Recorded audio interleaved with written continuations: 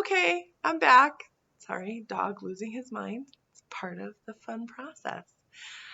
Um, anyway, back to whose stories are valid, whose voice gets listened to, whose experiences get heard.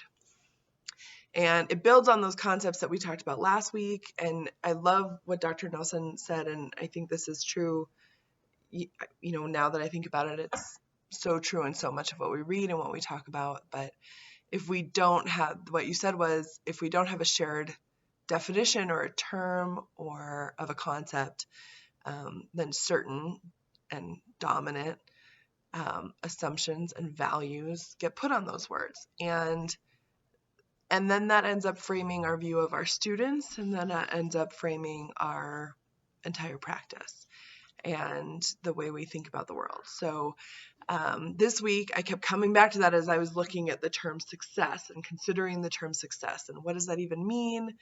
And I think it's an ambiguous and somewhat dangerous word to put on our students, put on ourselves when we're thinking about what it means, because it really means nothing, because again, we don't have this common definition of what it means that can be applied to everybody.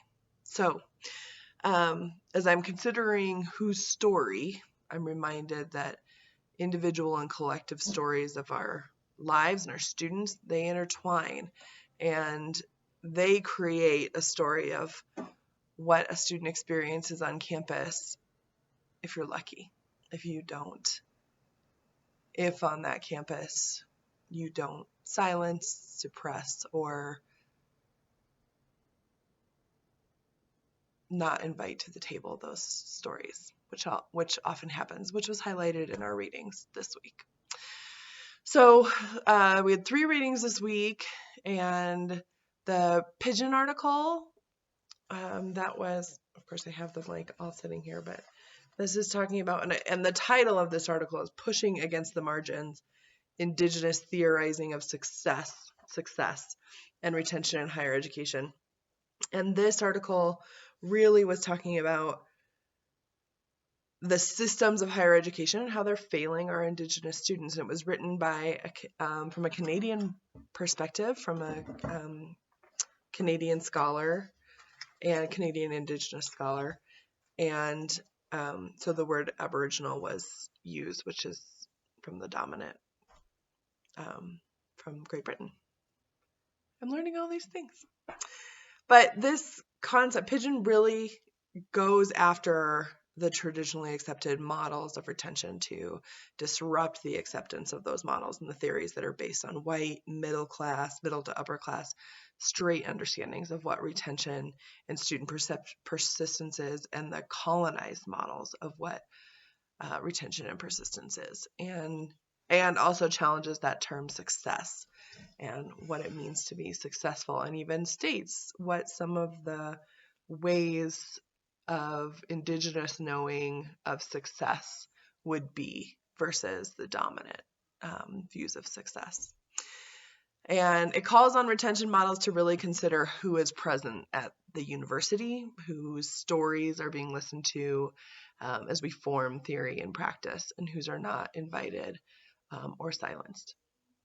And then the Nicolazo article, and this one titled, it's bad, I don't have like the titles ready for you, but just go in looking good.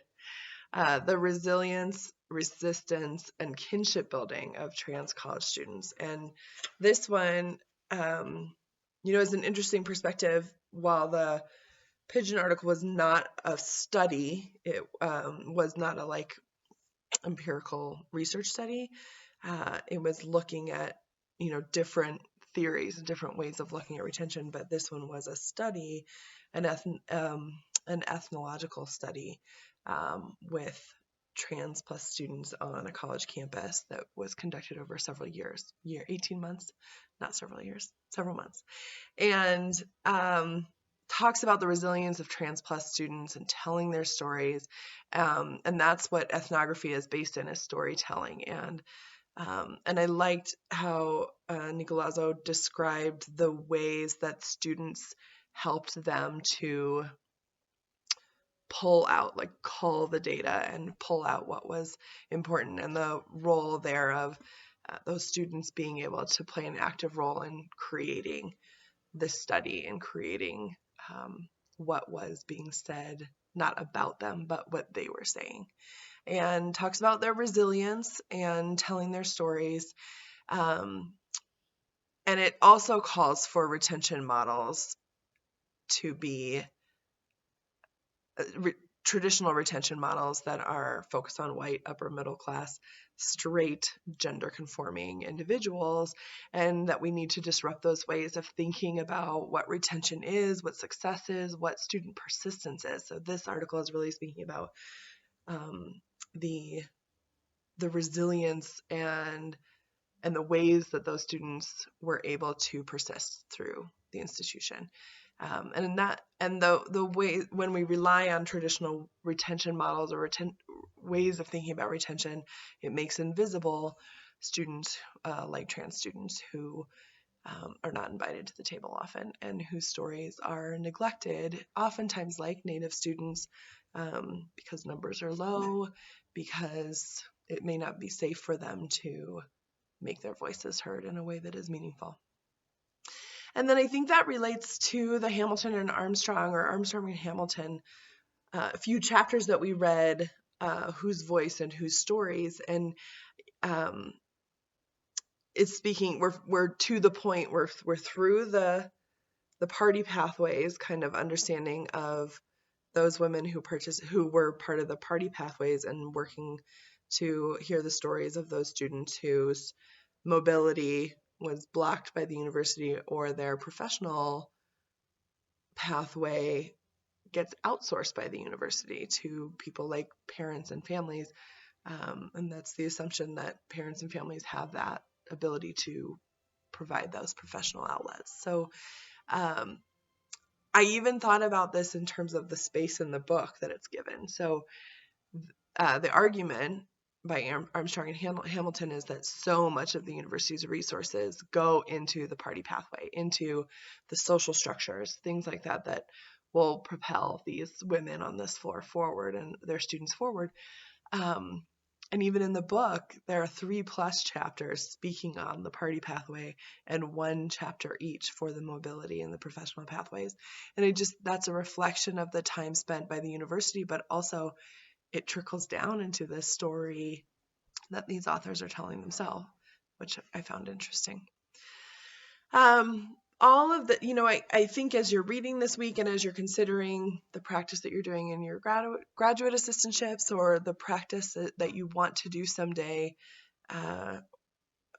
or as you're going to work, we don't do that anymore.